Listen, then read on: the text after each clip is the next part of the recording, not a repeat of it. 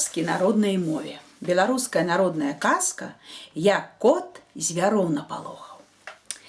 Жылі-былі дед і баба, і быў у іх кот. Дед кашалі плёў, баба кудзелю прала, а кот на мышэй паляваў. Вось аднойчы вырашыў кот на паляванне ў лес пайсці. Пайшоў, ды і заблудзіўся. Шукаў дарогу дадому, ды так і не знайшоў. Сеў пад ялінаю і плача. Тым часам міма прабягала лісіца, убачыла кота, спынілася і глядзіць. Ніколі яна яшчэ такога звера не бачыла.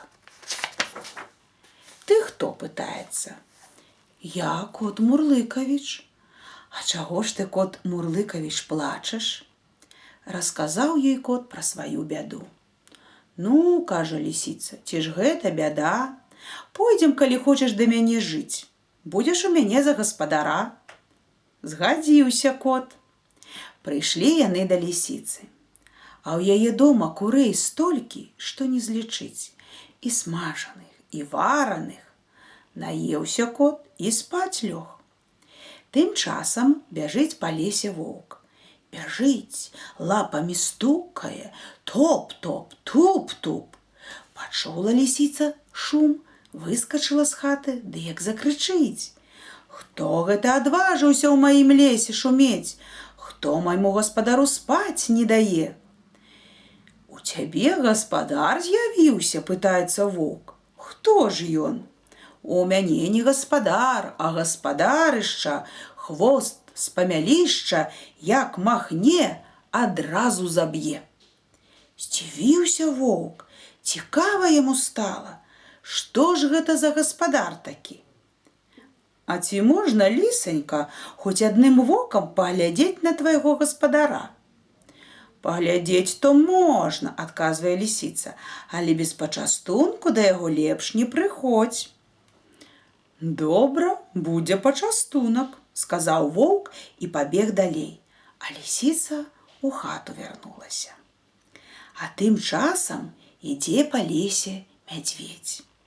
Ідзе, сучкі пад ім трашчаць, галінкі ламаюцца, трэсь лом, трэсь лом, трэсь лом. Пачула гэта лісіца, выскачыла з хаты, ды зноў крычаць пачала. Хто гэта ў маім лесе шуміць? Хто майму гаспадару спаць не дае? А хто ж гэта ў цябе гаспадар, пытаецца мядзведзь.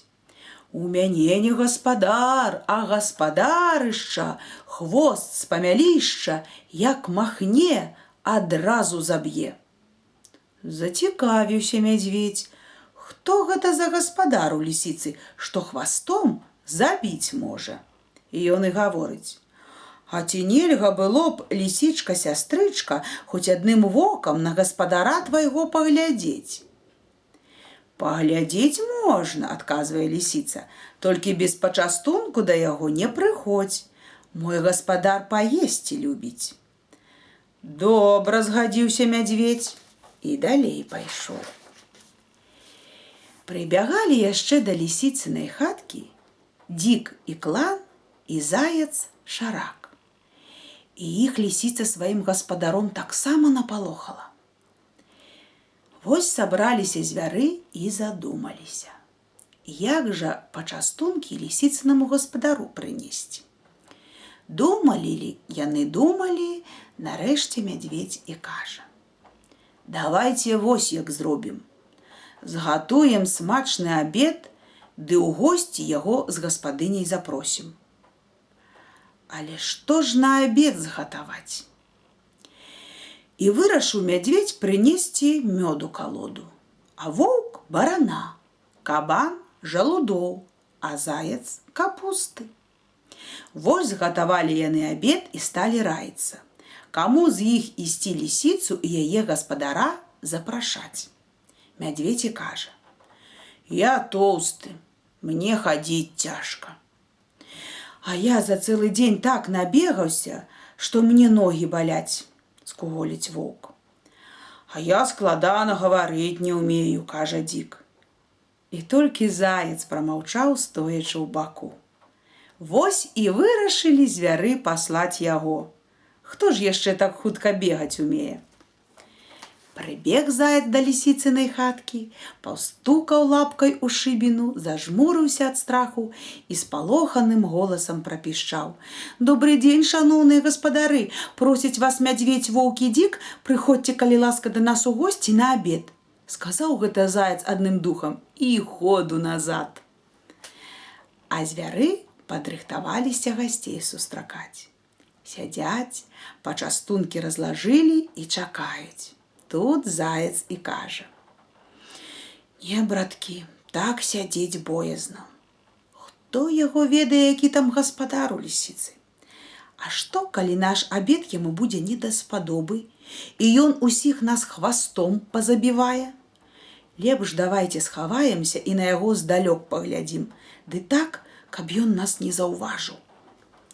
Звяры згадзіліся з мудрай зайцавай парадай і пачалі хавацца хто куды. Мядзведзь на дуб залез, дзік у мох зашыўся, воўк у кусты забраўся, а заяц у траве схаваўся. І як толькі схаваліся яны, прыйшлі лісіца з катом на палянку.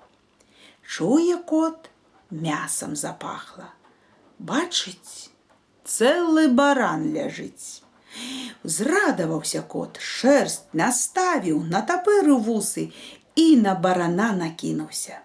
Есць, бурчыць і крычыць ад задавальнення: «Мяу, мяу!» Звяро аж страх узяў, ім здалося, што ён крычыць: «Мала, мала!» «Ну і звяруга, — думае воўк, — мне без адзень з такім баранам не ўправіцца, а яму ўсё мала». А дзік у моху ляжыць і ад страху трасецца ўвесь, хвост так і верціцца. Кот і падумаў: мыш з норкі вылазіць, як скокне, як учэпіцца кіпцюрамі ў дзіка ў хвост. Падскочыў дзік і кінуўся ўцякаць, толькі галінкі затрашчалі.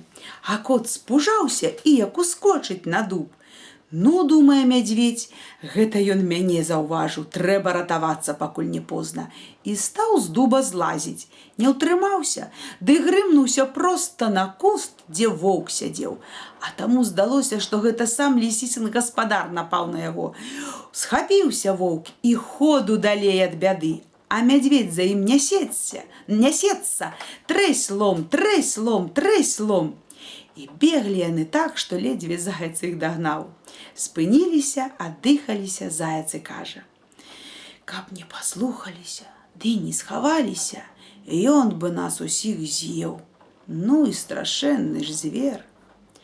А лісіца з катом наеліся і да хаты вярнуліся.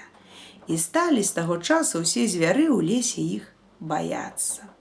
Лісіцыну хатку бокам абходзіць, а пры сустрэчы імкнуцца хутчэй уцячы.